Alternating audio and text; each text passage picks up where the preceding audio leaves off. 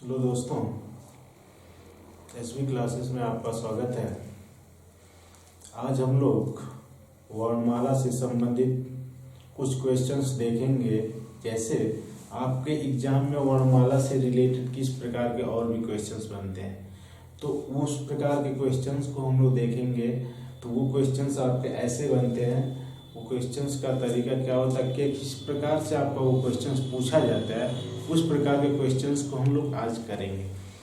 तो आप देखेंगे शब्द को वर्णमाला के क्रमानुसार, यानी कहने का मतलब क्या है, जब आपका एग्जाम में ऐसे क्वेश्चन पूछेगा, शब्द को वर्णमाला के क्रमानुसार क्रमबद्ध करने के पश्चात अक्षरों को दूसरे अक्षर से प्रतिस्थापित करना, यानी अक्षरों को क्या करना है, दूसरे अक्षरों से प्रतिस्थापित करना है। यानी वर्णमाला के क्रमानुसार क्रमबद्ध करने के पश्चात आपको क्या कर देना है, एक अक्षर को दूसरे अक्षर के साथ क्या कर देना है, प्रतिस्थापित कर देना है। तो ऐसे क्वेश्चन जब आपके एग्जाम में पूछता है तो आपका क्वेश्चन कैसे बनता है, तो एक क्वेश्चन मैं आपसे नोट कर रहा हूँ, तो आप ध्यान दीजिएगा। एक क्वेश्चन आपका एग्जाम में कैसे बनेगा, क्वेश्चन नंबर 1 आप देखेंगे तो क्वेश्चन कैसे बनता है। जैसे मैं ले लूं कोई शब्द, जैसे शब्द ऑब्लिक्यू है, OBLIQUE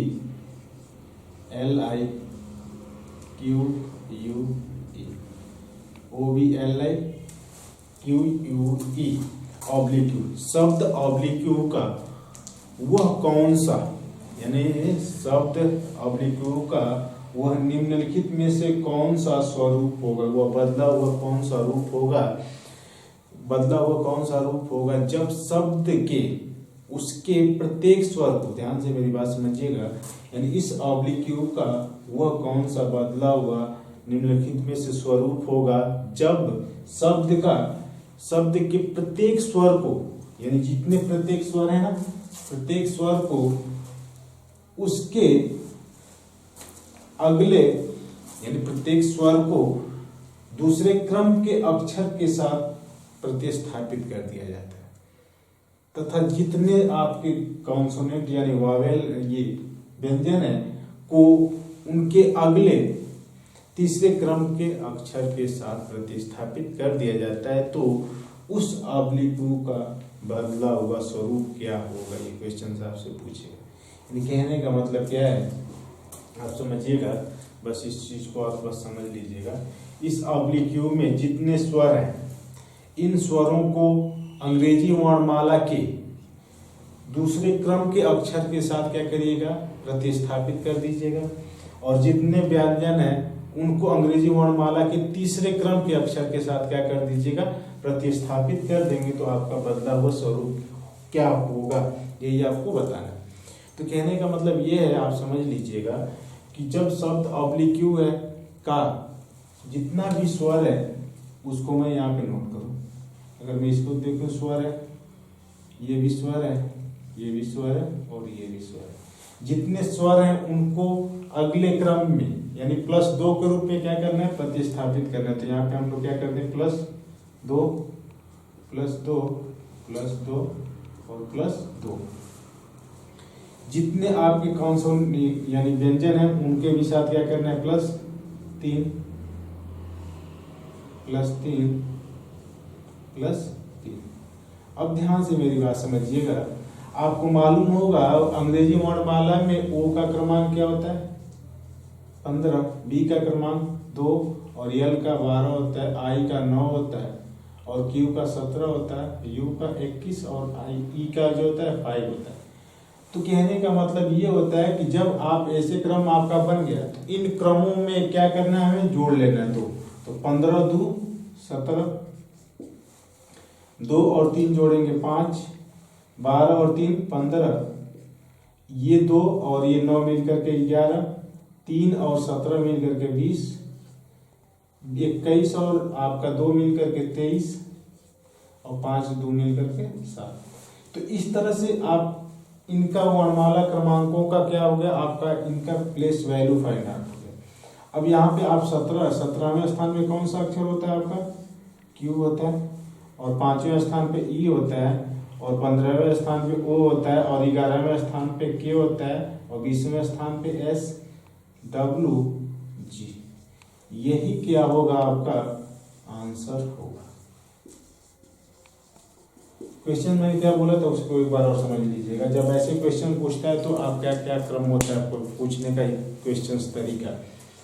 शब्द ऑब्लिक क्यू का निम्नलिखित में से वह कौन सा बदला हुआ रूप होगा जब शब्द के उसके प्रत्येक स्वर को, जब शब्द के उसके प्रत्येक स्वर को अंग्रेजी वर्णमाला का अनुसरण करते हुए, अंग्रेजी वर्णमाला का करते हुए अनुसरण करते हुए दूसरे क्रम के अक्षर के साथ प्रतिस्थापित कर दिया जाए। यानी कि जितने यहाँ पे स्वर है ना वावेल, उनको अंग्रेजी वर्णमाला का अनुसरण करते हुए क्या कर रहा है, दूसरे क्रम के अक्षर के साथ प्रतिस्थापित कर दिया जाए। तथा जितने व्यंजन है उनको अंग्रेजी वर्णमाला का अनुसरण करते हुए तीसरे अक्षर के साथ क्या कर दिया जाए, प्रतिस्थापित कर दिया जाए। तो इस ऑब्लिक यू शब्द का बदला हुआ स्वरूप क्या होगा। तो आपने देखा, तो जितने भी वावेल हमने लिया, वावेल में हमें क्या करना है, दूसरे क्रम के अक्षर के साथ प्रतिस्थापित करना है। कहने का मतलब क्या है कि वावेल में जितने भी वावेल हैं उनके साथ आपको +2 करना है, जितने भी कॉन्सोनेंट होंगे उनके साथ +3 करना है, और जो उसका वर्णमाला क्रमांक यानी जो उसका प्लेस बनेगा वही क्या बनेगा, उसका वर्णमाला क्रमांक बनेगा। तो 17वें स्थान पे क्यों होता है, जोड़ा गया है 2 में 3 जोड़ा गया 5, यानी जितने भी व्यंजन है उसमें हमें कितना जोड़ देना है, 3 जोड़ना है। और जितने भी वावेल होंगे, स्वर होंगे, उनके साथ आपको क्या प्लस करना है, 2 प्लस करके आंसर देना है। ये तो पहला हुआ। अब दूसरा क्वेश्चन क्या पूछेगा उसको आप ध्यान से देखिएगा। तो दूसरा क्वेश्चन आपका ऐसे बन सकता है कि रेपुटेशन, रेपुटेशन का शब्द का निम्नलिखित में से वह कौन सा बदला हुआ स्वरूप होगा। यानी रेपुटेशन का निम्नलिखित में से वह कौन सा बदला हुआ स्वरूप होगा जब शब्द में प्रत्येक यानी आने वाले सभी स्वरों को, यानी प्रत्येक आने वाले सभी स्वरों को उसके आगे आने वाले तीसरे अक्षर के साथ, ध्यान से मेरी बात समझिएगा। यहाँ पे जो कंडीशंस आपका लिख दिया, यहाँ पे रेपुटेशन आपका दिया,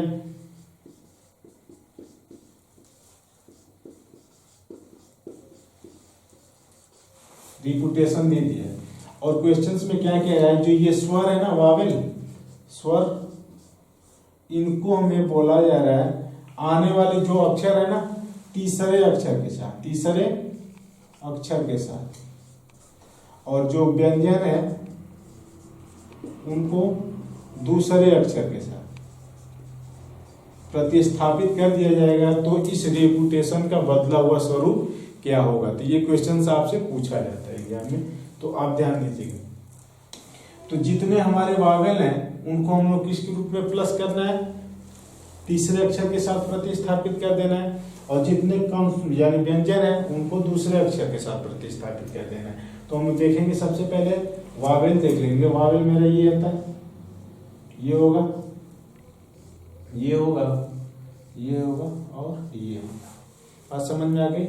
अब जब ऐसे ही क्वेश्चंस आप करते हैं वर्णमाला से रिलेटेड कोई भी क्वेश्चन, जैसे कोडिंग डिकोडिंग से भी आप रिलेटेड कोई भी क्वेश्चन करिएगा, तो क्या करते हैं, सबसे पहले वर्णमाला क्रमांक अंकित कर लेते हैं। तो आप देखेंगे यहाँ पे आर का वर्णमाला क्रमांक क्या होता है 18, ई का 5 होता है, पी का 16 होता है, यू का 21 और टी का 20, 1, 20, 9, 15, 14। उसके बाद आप ध्यान से मेरी बात समझिएगा, क्या कह रहा है, जितने भी ये क्या है स्वर हैं, जितने भी वावेल हैं, उनको अंग्रेजी वर्णमाला का अनुसरण करते हुए तीसरे अक्षर से प्रतिस्थापित कर रहे हैं। मतलब उसके वर्णमाला क्रमांक, उसके प्लेस वैल्यू में आपको कितना जोड़ना है, +3 करना है। यानी कि वर्णमाला क्रमांक अगर मैं देखूं, वर्णमाला तो ई होता है जो, यानी आपका अक्षर ई है, इसका वर्णमाला प्लेस कौन सा है, वर्णमाला क्रमांक कौन सा है 5 है। इस 5 में आपको 3 जोड़ना है, तो 5 और 3 जोड़ेंगे 5, यहाँ पे +3 वावेल के साथ सभी के साथ +3 कर लीजिएगा, और उसके बाद नोट कर लीजिएगा। 5 और 3 मिलकर क्या हो जाएगा 8, 21 और 3 मिलकर के 24, 1 और 3 मिलकर के 4, 9 3 मिलकर के 12, और 15 और 3 मिलकर के 18, ये बना। उसके बाद आप ध्यान से देखेंगे अगला क्रम क्या बोल रहा है, जो दिया है ये कॉन्सोनेंट यानी व्यंजन दिए इनको दूसरे क्रम के साथ, मतलब इसमें हमें 2 प्लस करना है। तो आप यहाँ पे क्या करिएगा, +2 करेंगे तो 18 2 20, 16 2 18, 20 और 2 22 और 20 और 2 22 और ये यम का क्रमांक क्या होता है 14 2 16। अब यही आपको आंसर देना, तो ध्यान से मेरी बात समझिएगा। अगर आप जानते होंगे अंग्रेजी वर्णमाला में 20वें क्रम पे स्थान पे कौन सा अक्षर होता है, टी होता है, और 8वें पे एच होता है, और 18वें पे आर, 24वें पे एक्स, 22वें पे भी, और चौथे स्थान पे डी होता है, 22वें पे भी, और 12वें स्थान पे यल होता है, 18वें पे आर, और 16वें पे क्या होता है ई। तो यही क्या होगा, आपका बदला हुआ स्वरूप होगा। तो जब ऐसे क्वेश्चन पूछेगा तो यार बस आपको यही ध्यान देना है इसमें क्या कंडीशंस दे रहा है। कंडीशंस क्या बोला कि अंग्रेजी वर्णमाला में रेपुटेशन का वह कौन सा बदला हुआ स्वरूप होगा जिसमें जितने भी स्वर हैं उन स्वरों को उनके आने वाले तीसरे क्रम के अक्षर के साथ प्रतिस्थापित कर रहा है, यानी कि जितने भी स्वर हैं उनको आने वाले तीसरे अक्षर के साथ क्या कर रहा है, प्रतिस्थापित कर रहा है, और जितने वावेल हैं यानी आपके कॉन्सोनेंट हैं उनको दूसरे अक्षर के साथ क्या प्रतिस्थापित कर रहा है। तो प्रतिस्थापित का मतलब यहाँ पे ये हो रहा है ना कि जितने आपके वावेल हैं इनके साथ आपको प्लस करना है कितना 3, और जितने व्यंजन हैं उनके साथ आपको प्लस करना है कितना 2, और उसके बाद आपका आंसर प्राप्त होता है। तो इस तरह से आपने देखा इस क्वेश्चंस को। अगला इसमें क्वेश्चंस क्या बनता है उसको आप ध्यान से देखेंगे तो आप समझिएगा। तो अगले क्वेश्चंस की हम लोग देखें तो क्या सिस्टम होता है। तो अगला क्वेश्चंस आपका ऐसा होगा, यदि आर को यानी कि यदि आर को आप किस रूप में लिख देंगे, जैसे कोई भी क्वेश्चंस आपसे बोल देगा कि इस कंडीशंस को आप क्या करिएगा इस तरह से लिख दीजिए और आंसर के रूप में दीजिएगा। तो यदि आर को आप इस चीज को हम यहाँ पे मिटा दें, इसको हम लोग हटा देते हैं, तो आगे का कंडीशंस क्या बनेगा उसको ध्यान दीजिएगा। यदि आर को आई, आर को क्वेश्चंस आप मैं बोल रहा हूं नोट कर सकते हैं। यदि आर को आई, यू को आर, ई को टी, आर को आई, आर को अगर आप चेंज कर देते हैं आई, यू को आर, आर को आई, यू को आर, ई को टी, ई को अगर आप टी के रूप में लिख देते हैं, ई को टी, इस तरह से आप और भी अक्षर होते हैं जिनको आप क्या कर परिवर्तित कर दीजिएगा। यस को पी, यस को पी, यस को पी, उसके बाद आप लिख लीजिएगा टी को एस, टी को एस, और उसके बाद आप ले लेंगे आई को ई, आई को ई। तो आपसे क्वेश्चंस क्या पूछेगा, परस्यूट को क्या लिखा जाएगा, P E R S U I T को आप आंसर के रूप में क्या लेंगे। तो ध्यान से मेरी बात समझ लीजिएगा। यहाँ पे क्वेश्चन क्या रहता है, आर को अगर आई के रूप में आप चेंज कर दीजिएगा, यू को आर के रूप में चेंज कर दीजिए, ई को टी के रूप में चेंज कर दीजिए, और यस को पी के रूप में चेंज कर दीजिए, और यस को टी को यस के रूप में, और आई को ई के रूप में अगर आप कन्वर्ट कर देते हैं तो आपसे पूछा जा रहा है कि P E R S U I T को आप क्या लिखिएगा। तो P E R S U I T को जब पूछेगा तो कहने का मतलब क्या होता है, इस प्रकार का क्वेश्चन जब होता है तो आपको बस ये ध्यान देना होता है कि आर के लिए आपका, आर को आप किस रूप में चेंज कर दे रहे हैं, आई के रूप में, यू को किसके रूप में चेंज कर देते हैं, आर के रूप में, ई को टी के रूप में, यस को पी के रूप में, टी को एस के रूप में, और आई को ई के रूप में जब आप परिवर्तित कर देते हैं तो इन्हीं आप देख रहे होंगे ना, इन्हीं का यूज करके इस परस्यूट को बनाया गया है, यानी इन्हीं अक्षरों का यूज करके इसको क्या किया गया है, बनाया गया है। तो P को आपने यहाँ पे कंडीशंस जो दिया था, पी को आप किस रूप में कन्वर्ट किए थे, तो पी को आपने कन्वर्ट किया होगा, तो पी को आप कन्वर्ट कर लेंगे यू के रूप में, ये भी कर लीजिएगा। तो पी को आप कन्वर्ट किए होंगे यू के रूप में। तो यहाँ पे जो भी हमारा दे रहा है कंडीशंस, उसके साथ हम अप्लाई क्या करेंगे, तो पी के लिए हम लोग क्या लिखेंगे, यू लिखेंगे।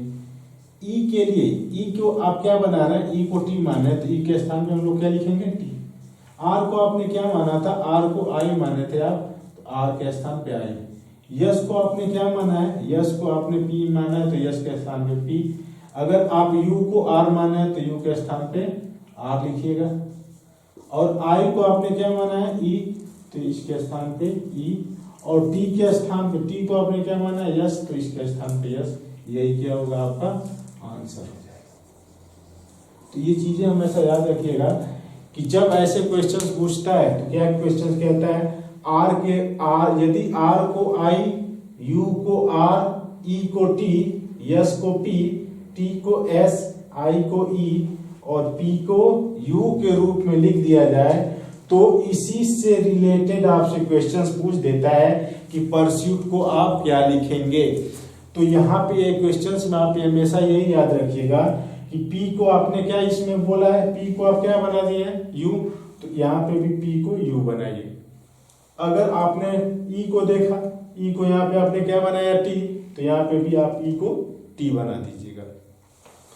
और यहाँ पे आर को आपने क्या बनाया, आई, तो आर के नीचे आप आई लिख दीजिएगा। यस को आपने क्या लिखा है यहाँ पे, पी, तो यस के नीचे पी। यू को आपने क्या लिखा, यू के नीचे आर, तो यू के नीचे आर लिखेंगे। आई के लिए आपने ई रखा है यहाँ पे क्वेश्चंस में, आई के लिए ई रखेंगे। और उसके बाद टी के लिए आपने क्या रखा है यहाँ पे, यस, तो टी के लिए आप यस रख देंगे। तो यही क्या होगा, आपका आंसर हो जाता है। तो ये आपका ये कंडीशंस था इससे, यानी कि आप, तो हम लोग अगले क्रम का क्वेश्चन देखते हैं। अगले क्रम में क्वेश्चन हमारा क्या बनता है उसको देखेंगे। वर्णमाला के क्रमानुसार अक्षरों की स्थिति में परिवर्तन संबंधित प्रश्न आपसे पूछेगा।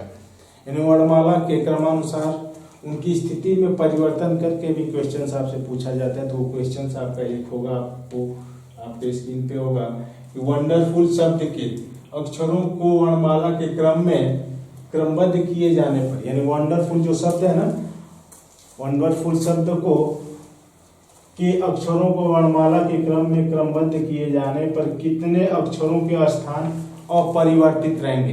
तो कितने अक्षरों के स्थान अपरिवर्तित रहेंगे, तो उसको हम लोग देखेंगे। तो यहाँ पे आप देखिएगा, तो वंडरफुल अगर हम शब्द ले लेते हैं, WONDERFUL, वंडरफुल शब्द हो गया। अब इस वंडरफुल शब्द का मतलब क्या हो गया, जब ये वंडरफुल शब्द ले लिया हमने, तो आप लोग जानते होंगे कोडिंग डिकोडिंग से जो भी क्वेश्चंस किया जाता है, आपका इस प्रकार का कोई भी बेस्ड क्वेश्चन बनता है अल्फाबेट पे, तो उसका सर्वप्रथम हम लोग वर्णमाला क्रमांक अंकित करते हैं।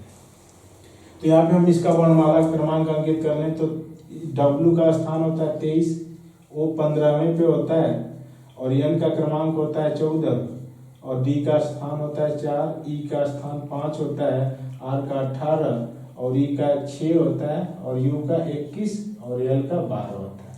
ये जब वर्णमाला क्रमांक हो गया, सभी का वर्णमाला क्रमांक हमने अंकित कर लिया। और क्वेश्चन मुझे क्या कह रहा है कि अंग्रेजी शब्द के अक्षरों को वर्णमाला के क्रम में क्रमबद्ध कीजिए। क्रम में क्रमबद्ध करने का मतलब ये होता है कि जितने भी यहाँ पे लेटर हैं उनको ABCD के फॉर्म में, मतलब क्रम में क्रमबद्ध करना है। कहने का मतलब ये है, तो सबसे पहले असेंडिंग ऑर्डर के फॉर्म में हम इसको अरेंज करेंगे। यानी असेंडिंग ऑर्डर का मतलब क्या होता है, छोटे से बड़े की तरफ।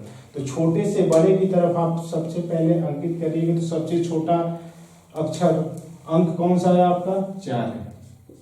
उसके बाद क्या है, 5 है। उसके बाद 6, उसके बाद आप देखेंगे 6 के बाद क्या हो गया आपका 12, उसके बाद आपका क्या बनना है 14, फिर बनना है क्या 15, क्या बनना है फिर उसके बाद 15 के बाद 18 के बाद फिर क्या बनना है 21 के बाद क्या बनना है 23। अब सबका क्रमांक आप यहाँ पे अंकित करिएगा। तो आप देख रहे होंगे, तो चौथा यानी कि मैं चौथा अक्षर देखूंगा तो चौथा अक्षर क्या होता है मेरा डी, पांचवा अक्षर ई होता है, छठा अक्षर एफ होता है, 12वां अक्षर यल होता है, 14वां एन होता है और 15वां ओ होता है और 18वां आर होता है और 21वां यू होता है और 23वां डब्ल्यू होता है।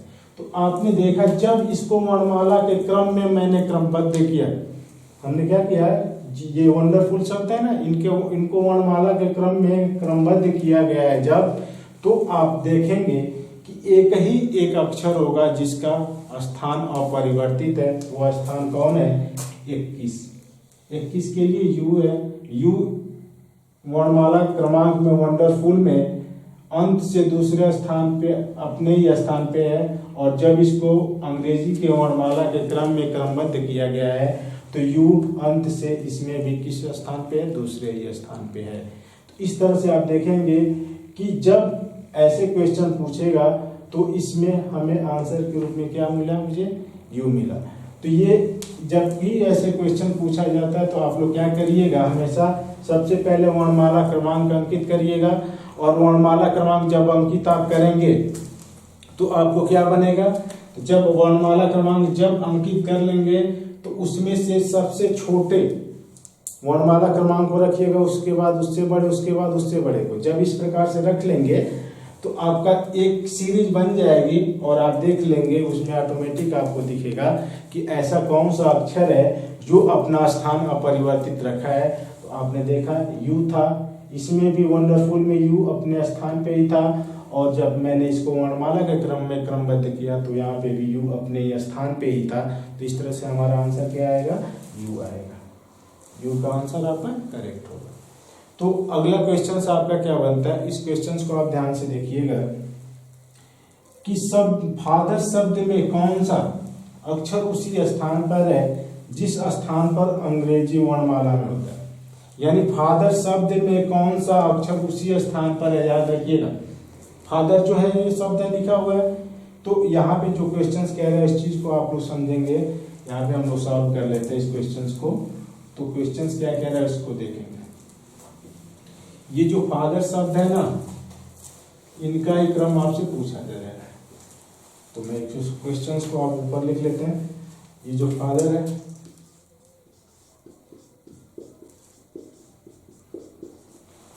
फादर शब्द में कौन सा अक्षर उसी स्थान पर है जिस स्थान पर वर्णमाला में होता है, अंग्रेजी वर्णमाला में होता है। तो आप देखेंगे अंग्रेजी वर्णमाला में यह किस स्थान पे होता है? छठे पे होता है और यहाँ पे पहले पे है, तो ये आपका आंसर होगा नहीं। बी, ये ए होता है, पहले पे होता है अंग्रेजी वर्णमाला में। टी किस स्थान पे होता है? 20 पे होता है और एच किस स्थान पे होता है?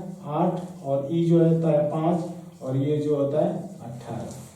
अब ध्यान से देख लीजिएगा, तो यहाँ पे सबको अक्षरों को देखेंगे तो ये यफ जो है कि पहले स्थान पे इसमें, लेकिन अंग्रेजी वर्णमाला में किस स्थान पे होता है? छठे पे होता है। तो आपका ये आंसर बनेगा? नहीं बनेगा, वो अक्षर आपका आंसर नहीं देगा। और यहाँ पे ए को देखेंगे तो इंग्लिश अल्फाबेट में ये ए जो कहाँ पे होता है? पहले स्थान पे होता है और यहाँ पे किस स्थान पे है? 2, तो ये भी मेरा आंसर नहीं बनेगा। अगर टी को देखेंगे तो इंग्लिश अल्फाबेट में ये टी किस स्थान पे होता है? 20वें स्थान पे होता है और यहाँ पे तो तीसरे के रूप में है। तो ये आंसर होगा क्या? नहीं होगा। अगर चौथे को हम देखेंगे, चौथा ये 8 है, तो ये यहाँ पे चौथा जो है यच है तो 8 के रूप में है, लेकिन आपका अंग्रेजी वर्णमाला में किस रूप में स्थित है?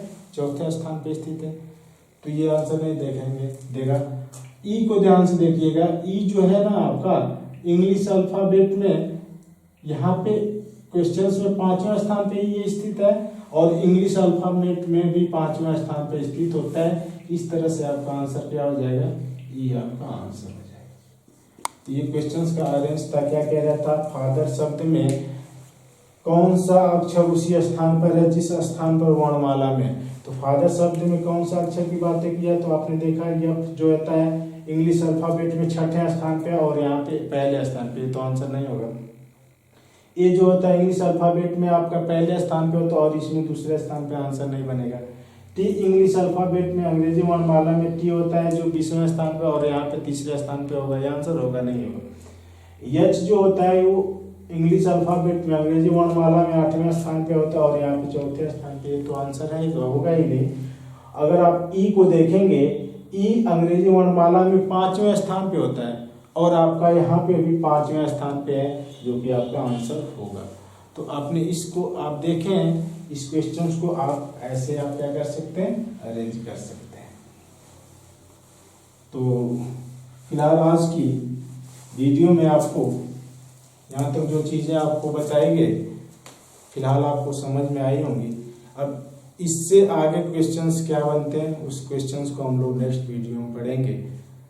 धन्यवाद।